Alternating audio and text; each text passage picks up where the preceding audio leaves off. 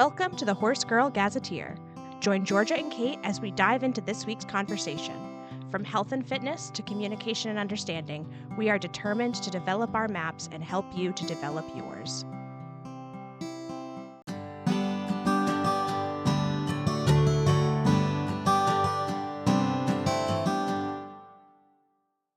Hello!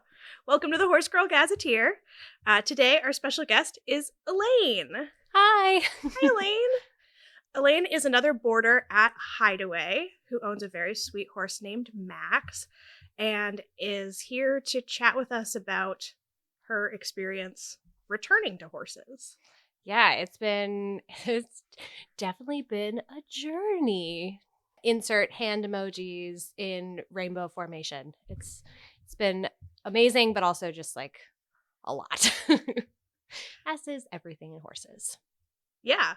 I mean, do you want to start introducing yourself and where you started with things? Yeah, sure. I guess I would call myself a lifelong horse girl, but not quite in the same way as Kate and Georgia and a lot of the other boarders here. I've always loved horses, and horses were something that resonated with me, but I didn't really get to ride until I was a bit older. So I rode for a couple years between 10 and 12 and was never anyone who showed, or I don't have a whole wall of ribbons from my childhood or anything like that, but horses were just always something that were really important to me and were something that connected me to my mom. She loves horses. She actually also rides here at Hideaway, which is just the coolest thing for us to have that together. And then many years went by. I couldn't find the right fit of a barn, so I got old. And then COVID happened, and my husband and I moved back to Maine, and I found riding again and was able to kind of jump back in. And as you sometimes do when you're an adult, you jump all the way into the deep end. And I decided, what the heck? Why not buy a horse? I'm totally qualified to do this. It's gonna go great. And thankfully, I've been really, really lucky, and I have the sweetest horse in the world. His name is Max, or Maximus, after the horse from Tangled, and he is just the sweetest boy. And I've been super, super lucky to make that connection. But I've had to learn a lot really fast, which has been amazing, but also super overwhelming sometimes. So that's kind of where I'm at right now. Is I've had Max for about 3.5 years, and I feel like we're just getting started, but it's really excited to kind of think about where we get to go next. It makes me think of this idea that I have about teaching riding. When I think about, I have a lot of kids who probably started or who are starting the same age that you probably started, just taking lessons. And I think about what I hope they can take away from their experience if they ride through high school, leave horses, and then come back as adults. And what I hope that they have as context if they end up in a situation like you, where now they want to buy their own horse, and think about making sure that they know more than just how to get on and how to ride. I'm curious, what are the things that you wish you knew more about when you bought a horse? Oh my or gosh. Over the last 3 years of owning the horse, what's the top maybe 3 things of your list of man, I wish that had been part of my early experience? Holy moly. Well, I wish I knew more about the fundamentals. And these are things that you don't get from a lesson program, even in a phenomenal one where you get a lot of the background of groundwork, a lot of the background of horse care, et cetera, et cetera. There were a lot of things that I didn't know about nutrition and hoof care. And what am I looking for in terms of what does it mean to have a strong top line? What should a saddle fit actually look like?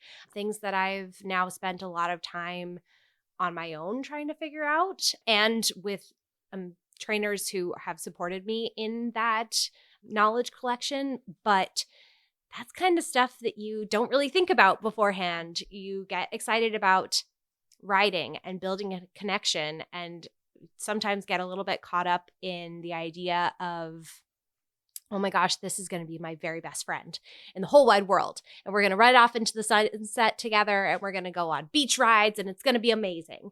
You don't really think about, oh my gosh, my horse is totally lame in the front feet because he got over trimmed. Oh no.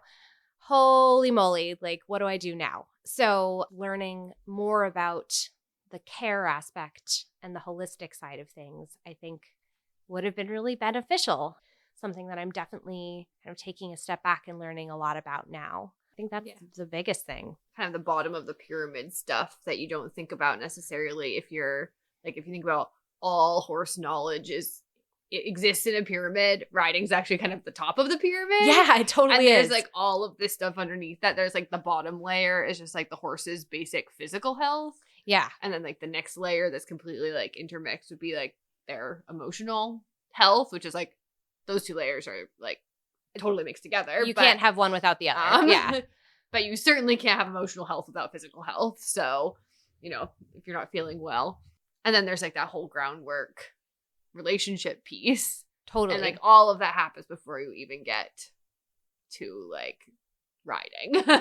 Right. And let alone showing. Right. And riding at a level where you feel like you're making progress. Right. Like there's a difference between riding to learn and riding to train and riding to just be on a horse. Like you watch the little ones with the lead line and they're just on a horse enjoying themselves. And then there's Kate doing schooling. Like there's a huge spectrum in between of what is riding. Yeah. So you kind of have to find where you fit in that. And it's not always where you think you want to be or where you should be or anything like that. So that's kind of, that can sometimes be a tricky adjustment too. Like knowing where on your map of your journey where you are now. Yeah. And like where you can go from there. Yes, and exactly. And realizing that like none of it is linear progress, so you're always going to circle back. Or you're always going to end up coming back to those fundamentals to build again. It's never linear. If anything in the last 3.5 years has taught me, it's never linear. Not at all. But it's been, I don't know, it's been really, really cool to get the opportunity to learn so much so quickly, and with people who have supported that and answered all of my questions and answered my text messages when I say, what do you think if we tried adding omegas to his feed this month? And so that's been, I feel really grateful that even though I have to learn a lot, I have people who are willing to teach me a lot. Well, I think that, and like, correct me if I'm wrong, but I feel like the excitement and the willingness to learn is like a huge part of it. So like that is important coming from you, that you have that excitement and that like dedication to learning more and doing better for him. I think so. Yeah. I mean, I think that's a huge piece of it is it's no fun to try to help somebody who doesn't want to learn. Yeah. I can confirm that. Yeah. Check. Yes, that's true. And that's true for adults. That's true for kids. Like it's really hard to teach somebody who doesn't want to learn. So I definitely know that there are lots of times where I might ask a question that feels like it's stupid or feels like, oh, I should already know this, but you kind of have to ask because otherwise you might do something that's actually stupid besides just asking a question. I think that's been a big thing I've learned is like it's okay to kind of challenge things, and everyone has a different scope of understanding and things that they know more about. So like Savannah's really good at the nutrition piece and the body work piece and understanding all those kinds of things. And then we just had professionals out who were really good at knowing about dental, really good about knowing about barefoot trimming. Everybody has a different scope of practice, and trying to pull pieces from all of those to find the best like route forward for you and your horse is hard because it's hard to admit that you don't know something you want to know. Yeah. But like it becomes fun if you like put the right spin on it. So it becomes fun. Was there a point for you where it was not fun? And Oh, like, what was gosh. that like? Well, it's not fun when you feel really frustrated. Yeah. And it's like, well, what in the world? Like, I was doing super, super well, and I thought that everything was great. And then all of a sudden, it feels like it's all of a sudden. It's not. There are all sorts of things that, unravel over time if you aren't putting the right supports in place. But it feels very frustrating when you're like, but I was doing so well. Things were so good. And then you kind of have to take a step back and think, okay, but where could we go next? And then it becomes more fun again when you try to put the forward spin instead of the backward spin. Like, looking back doesn't help. It's like, yeah, well, I think it could be really, you were jumping and, showing and et cetera, Yeah. which was really fun. It was It's fun. just fun. It is fun. It's just fun. Jumping to do. over sticks is fun. And your focus is on groundwork and wellness and connection and health. And I think it would be easy to view that as a backslide. Yeah. And see that as like a moving backwards. And that'd be really frustrating. And some days it does feel like that. And totally. That's like completely like realistic and reasonable to see it that way. And I think you have worked hard to like be able to reframe that for yourself and see it as like, one, you've redefined what doing well means to you. Mm-hmm. Right? Like that was well, according to your definition at that time of doing well. And I think you've actually upgraded your definition of what doing well looks like to you and what that means, like, for Max. Yeah. And so it's like that means it's a forward. We're now moving forward. Yes, exactly. Because we're spending more time at the bottom of the pyramid. And I think the broader the bottom of your pyramid is, the taller you can build the pyramid. Totally. Right? So it's like your knowledge coming back to horses of wellness, healthcare, those fundamental, like, those pieces that as a kid your riding instructor took care of. Mm-hmm. Like that, all that stuff. You show up and it's just done. All of that stuff is Yeah. done, so you don't even know that it happened sometimes. Exactly. So like there's just mention of it. Yeah. And if that's your foundation, that's a small foundation. And that doesn't mean you can't do riding and do showing and do jumping, but that's a much smaller pyramid than when you have the opportunity to kind of take the time and like spend time on the groundwork and the nutrition, whatever. You're just like building this like way bigger base. Yeah. And I see that with things you can keep building on. I see that with you and Jules too, Georgia. Like, you guys have worked for, months now on and doing the right things on building that foundation too. And like, I'm sure that when he gets to the point that you're ready for the actual like top of the pyramid riding piece, it's going to make a huge difference. Oh yeah. So he is just like the chillest dude ever. And I'm sure some of that is obviously demeanor, and you get lucky with horses like Max, like Jules, like, lots of the horses here on the farm. We're super lucky. But then a lot of it is also that trust and that connection. And he understands that he's safe. And you don't get that without a lot of time and a lot of effort. It's really cool to see the difference in where that comes from. We're, I think, lucky to have, there's a lot of horses that do what we ask them, and we're asking them to do top of the pyramid things, but maybe without a very big base. And so like maybe it's a little shaky, but they do it anyways for us because they want to so bad, right? Because they're like, okay. So I feel lucky that to be in like a community where we are emphasizing and like valuing building a bigger foundation for our horses so that they feel really solid. So like that top piece is like, it is secure, right? Yeah. In every aspect of the horse's life. And I think that as we spend that time, I think we're going to find that we run into way fewer problems in the riding. Yeah. I think like Max's understanding of the contact and the bridle and the bit is going to be just like completely revolutionized. Oh gosh, I hope so. Not that that's not also going to be a process to like explain to him, but I think that, changing the way his body feels and moves it's going to like make that process really different. Yeah, and I'm excited too because it means that like the next time I ride, it's probably going to feel completely different. It's going to be, and I'll be stronger because I'll have the opportunity to ride other horses, which I haven't done in 3 years. And so working with other horses, working in other disciplines, doing other things, it's kind of that like cross training, if you will. And so I'm really excited when the two of us can build that partnership in the saddle back up because it's just going to be a totally different, it's not even a different level. It's like a totally different ballpark. It's a different game. You like aren't even in, you're not in the same lane anymore. You've totally changed what you're working on, which is really cool. But it's hard to think about it that way when you're like, oh my God, are you seriously limping again? What happened this time? Do I really need to change your boots again? Yes. Yes, I do. Yes, I do. And that's okay. We'll make it happen. Yep. I'm just curious because I don't actually think I know the answer to this. Yeah. Is Max like your first horse that you've owned or leased, or have you like? Yes, actually. Okay. Yeah. So I was at a barn in Scarborough and had a really good connection with my trainer.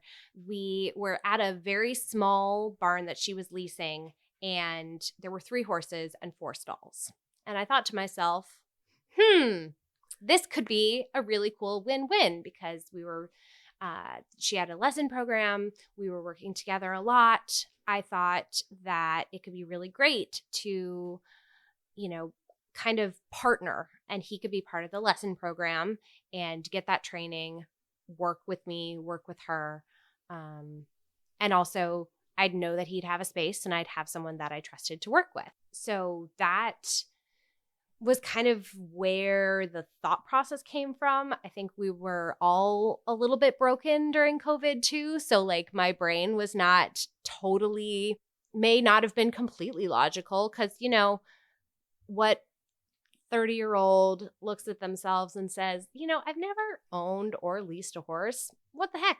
Why not? Let's do it. Let's just jump all the way in the deep end because, that's smart and reasonable and logical. I don't regret it, but it was a choice that I don't necessarily recommend to others.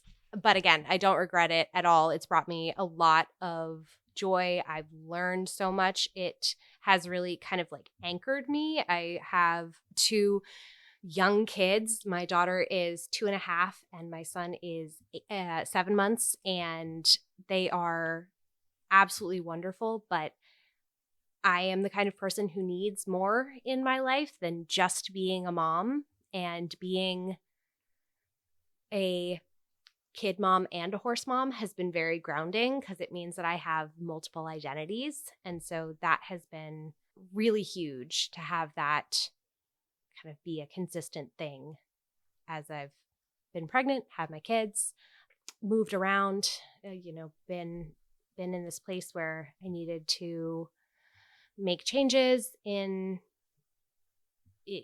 how things were operating for myself and being able to ride more. So that's been, again, don't regret it. Maybe don't recommend it. That's fair. We all made choices over COVID. We all make choices. We all make choices. Maybe not logical ones, but we make them. Yeah. I mean, I can't even blame COVID for Jules. So like, I think sometimes you do just like you just look at a horse and you're like, I could do that. I could do that. Right? I could totally do I that. could totally do that. And you can. And you can? I think that people don't always really know going into it. No. Like, what does own a horse mean? No. Like, what is that? Like, what is the lived experience of owning a horse? And it's really hard to know what that is like, feels like, looks like until you've done it. It is. Even if you've leased, even if you've had the opportunity to lease a horse, full lease a horse, I think it's still having that difference in responsibility and knowing that you are their voice is just a totally different world than leasing taking lessons, etc. So one of the analogies that has been repeated in our podcast we've discussed with different people we've interviewed is the idea that we are each kind of the captain of our ship in our journey with horses, and that none of us can actually sail the ship alone. What? We can't? Are It's you a sure? large Ship, this is like horses don't fit on canoes. They do not. They're 1,000 pounds. They tend not to fit yeah. on a canoe. Yeah, so it's a big ship. We need a lot of crew to help us be successful in sailing our ship. So the question is, who is on your ship and who is part of your crew in helping you on your horse journey? Oh my goodness. It's a fairly long list at this point because I feel like I've been working really hard to like pull in as many perspectives as I can. But I think the like biggest person who, or like my right hand, is definitely my husband, who, although he doesn't understand a gosh darn thing about horses or why I love horses or why I want to spend time with them or anything along those lines, he wants nothing to do with them if he does not ever sit on a horse ever again, other than the one time that I made him go on a trail ride on our honeymoon. He would be perfectly happy with that.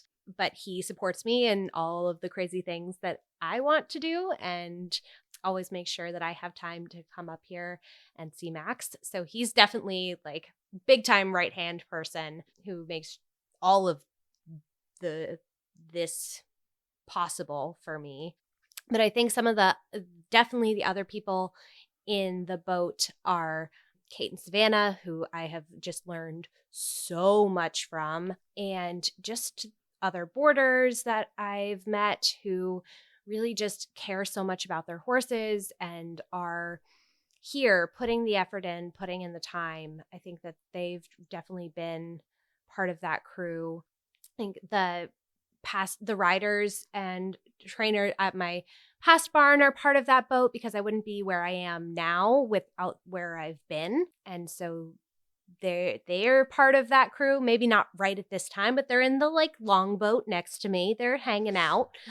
And let's see, we've got, there's Farrier. We just had the barefoot trimmer out. I hope that she'll be part of our crew moving forward. We've got dentistry, chiropractor, vet, just anyone that you can think of that is willing to answer my questions. I'm happy to have them on the boat. So it's a British man of war. It's definitely not like a little dinghy at this point, but I like it that way. And I hope that as I continue learning more, I'll get to go to more clinics and add more and more professionals to the boat so that I have as many perspectives as possible. Because when you're only hearing one perspective and you're operating in an echo chamber, it's not particularly helpful. Like, if you keep saying the same things to people who think the same things as you, you're probably not going to be able to solve your problem because you're all going to be talking in circles about the same thing over and over. But if you have different perspectives and different amounts of knowledge, that's so helpful to be able to actually figure out what's going on and make progress. That makes me think about a trend that somebody, I don't know who posted. I don't know if it was Celeste who does the balanced movement method or if it was Lockie who does emotional horsemanship, but one of them posted recently. Maybe it was Chris Lombard. I don't know. Anyways, one of those three people, I think. One of the very intuitive horse people. A very intuitive horse person who is talking about the trend of shifting towards kind of putting the amateur adult owner back in charge of their ship. Where I think historically amateur adult owners have been encouraged to let their trainer be the one steering the ship, which in some ways can be really helpful to have somebody who is a professional with a lot of experience who has met hundreds and hundreds and hundreds of horses be, guiding the process. And that can be a huge gift. But I think that's an interesting trend in the industry and something I think about as someone who has many adult amateur clients and who I have always thought of myself as more of a facilitator than anything else. It's like, so I think this is a great trend. Yeah, it is. And I think it's the difference between like sending your kid to preschool and having them taught by a teacher who needs to teach 20 other kids and being your kid's parent, and you're their voice. You're the one who is their only advocate because you're their parent. Like it's that's kind of the difference, is you've got somebody who has a ton of experience and you need to work with them because they do know more than you in a lot of ways. But in a lot of ways, you know more than them. So you really, it's a partnership. Like one doesn't work well without the other. Yeah. Not to like overcomplicate this analogy or anything, but I'm like, Do it. I am picturing all of us, because you mentioned the other boarders. I'm picturing all of us boarders all on our own ships, and we come into this marina called Hideaway Acres, and that's where Kate lives. Yes. And we all store our ships in this marina together. I love it. And we all, like, the captains of all the ships, We have a giant fleet. And we come together, and we all just, like, chat about our things, and we share our knowledge between our ships.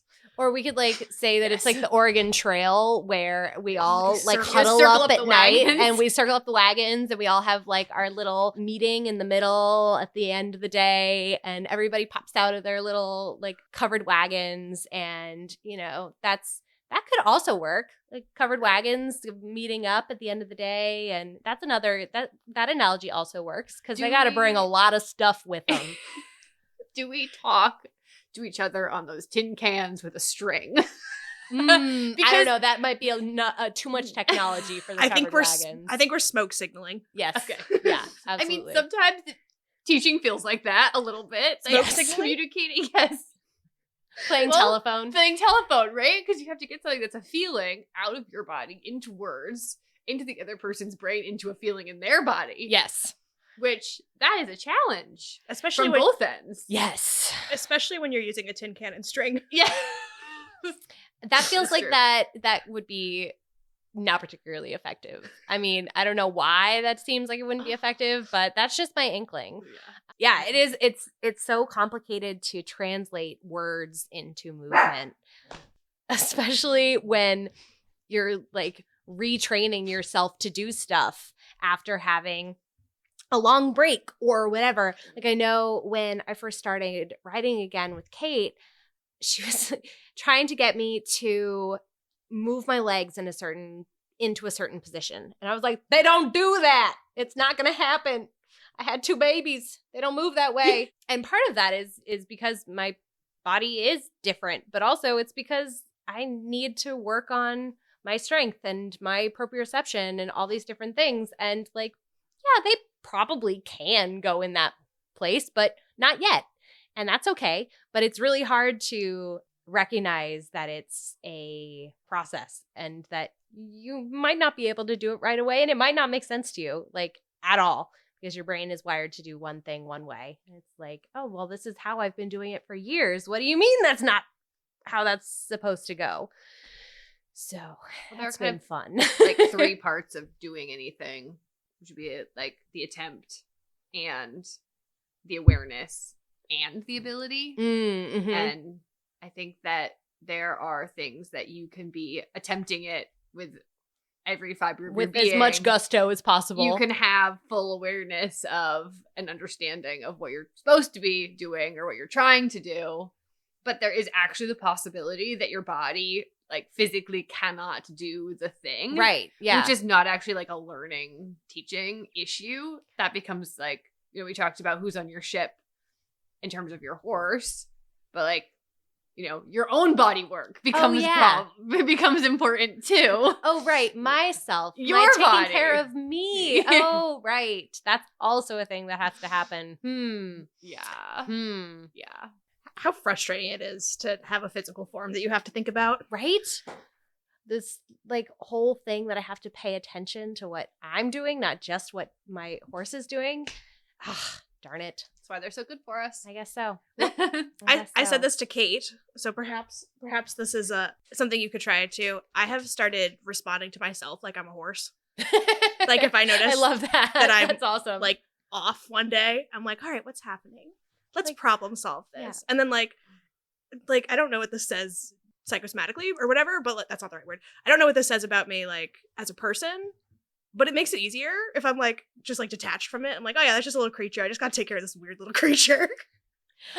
I think it's so hard to think about yourself as in the same mindset that we do the horses. I think that it's really easy to do everything we can to take care of our horse. We'll throw everything at them that we possibly can, but at the end of the day, like, you can't pour from an empty cup.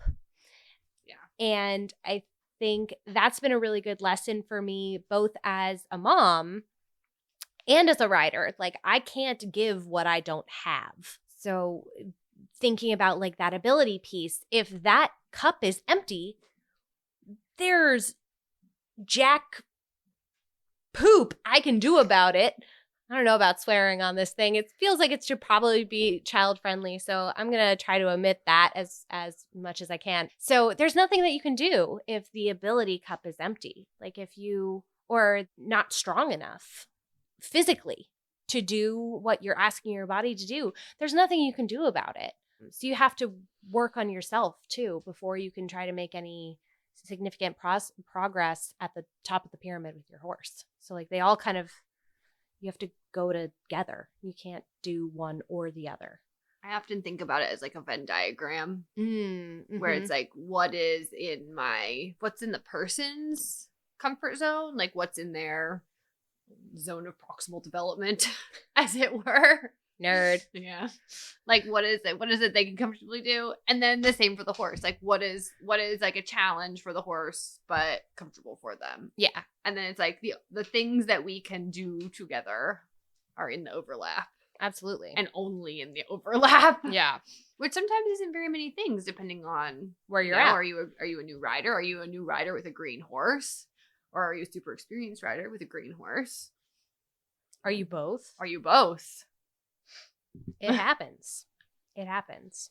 Horses have been probably the first thing in my life, and this is going to sound really bad, but it's the first thing in my life that I haven't immediately quit when I haven't been good at it.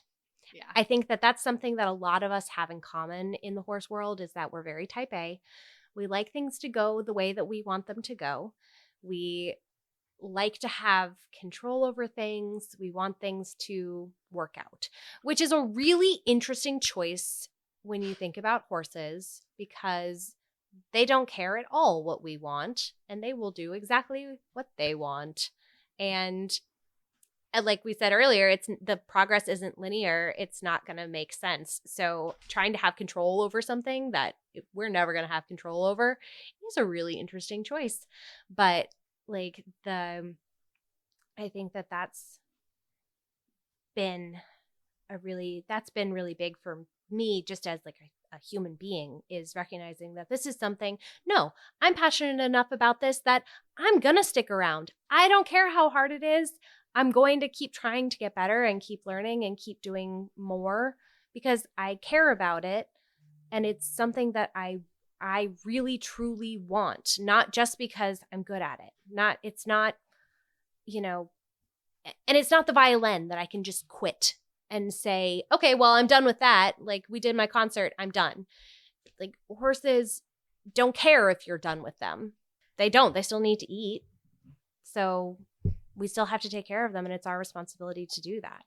So I think that's been big for me to recognize as just like a human being, is this is the first thing that I have loved enough, other than like my human relationships, to not quit. And I think that's been a big realization for me. Can you identify what it is about horses that is like that motivating? Because I have to say, gosh, like, why are horses good for people? Well, right. They motivate us to be better human beings, like in this like really authentic and powerful way. Yeah, that's a really good question. I think that the thing that connects me to want to be with them the most is that they make me slow down, and they make me think about the world in a different way. And in a really strange way, they are anxiety reducers, because when you're on a horse, there's only one person who's allowed to be anxious, and it's never you. Yes. It's never you. And so you really have to kind of work on recentering and figuring out how things feel and how you can react to things. And I think that's really translated into a lot of aspects in my life, how I respond to other people, how I respond to conflict, how I respond to things that feel harder at work. I think that that's been something that I feel really blessed to have learned from what horses is that you have to slow down. You have to do things consistently and with care and intention. We can just let them exist. That's fine. Most of the time is just letting them exist. But if we want to build a connection, they're not just going to be a golden retriever and say, "Hi, I love you." I mean, some of them might, because there are some that have that personality. But if you really want a connection, like, you have to put in the time and the effort. I think that's really been something that I've gotten a lot of joy out of is making those connections. They exist very much in the present. Yeah, exactly. And yeah. Which I think forces people to slow down because we're so good at living in the future and the past at the same time. And that like doesn't exist for horses. Exactly. They don't care about the past or the present. Do I have something to eat right now? What's going on? What's going on right now in Which my could be body? informed by previous experiences. It can, and obviously, like, trauma is real, and horses are impacted by that and their past experiences. And is that corner scary today because it was scary yesterday? Right. Probably, but they're living in that. They live in the moment. In the moment, yeah, and that forces us to live in the moment too. It does. They're not worried about the corner when they're on the other side of the ring, right? Yeah, that's a really good analogy. I like that because like it's only a problem when they're in it. They don't care when they're away from it. At least in my experience. Yeah. I'm sure I think there's a that's horse true. somewhere that side-eyes it the whole time. But Well, I think they all have a different threshold for how far does the corner go. Because there are some horses you walk in the arena and they're like, "Oh my God, that corner." You know, like, "Oh my God, I'm in the corner now." But yes. Earlier you were talking about trying to put a forward spin on things. So I'm hoping that while we wrap up, maybe you can like think a little bit about what you're moving towards right now and like what your kind of intention is when you come to the barn. Oh my goodness. So right now I'm learning a lot about the pillar work and kind of rebuilding Max's top line and rebuilding his connection to his body. He may or may not have had EPM, which is a protozoa disease that can really mess with a horse's neurological stuff. And if you guys haven't talked about that already, I'm sure you will at some point because you know a lot more about it than I do. But it can be a really debilitating disease. And thankfully, Max is doing much, much better. But when we came here in January, that was something that we were up against. It was definitely a challenge to try to figure out, oh my gosh, why is he doing so poorly?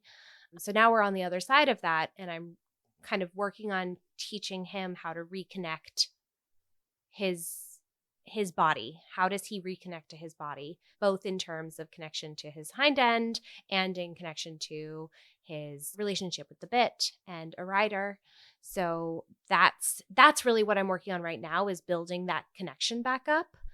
With and without a rider. He's been a wonderful lead line teacher. He absolutely loves it. It's like one of his very favorite things to do. And currently his mane is still stained rainbow from an event we did a couple weeks ago. And that is so fun. So he's definitely my little unicorn. And I hope to see him continue to build his strength. Right now, my biggest priority is just helping him feel comfortable and happy. I'd really love to get to the point where he and I can maybe do a hunter pace at some point or go canter through the woods. That would be wonderful because I think he would really enjoy that. And that would make me really happy. If we jump sticks again in the future, amazing. If we don't, amazing. I think having kids and having a horse has really taught me that, just be grateful for the moments you do have because they're few and far between and they go by like that. And so just appreciate what you can do. Be in the present. Be in the present. Ah, there we go. Excellent. Don't worry about that spooky corner because it's not spooky yet. Just, enjoy where you are. That feels like a pretty nice way to wrap it up. Yeah. Yeah. Well, thank you so much, Elaine, for coming and talking to us. Thank you guys. It was such a good conversation. Yeah, it was. It was very nice. Wonderful. We'll talk to you later. We'll talk to you later. Thanks for joining us this week at the Horse Girl Gazetteer. You can find us online at Horse Girl Gazetteer on Facebook or Instagram, and Horse Girl Gazette on TikTok and Patreon. You can also email us questions or comments at horsegirlgazetteer@gmail.com. Georgia can be found at LOL_itsGeorgie on Instagram, and Kate can be found at Hideaway Acres on Facebook and at Hideaway Acres Horse Farm on Instagram.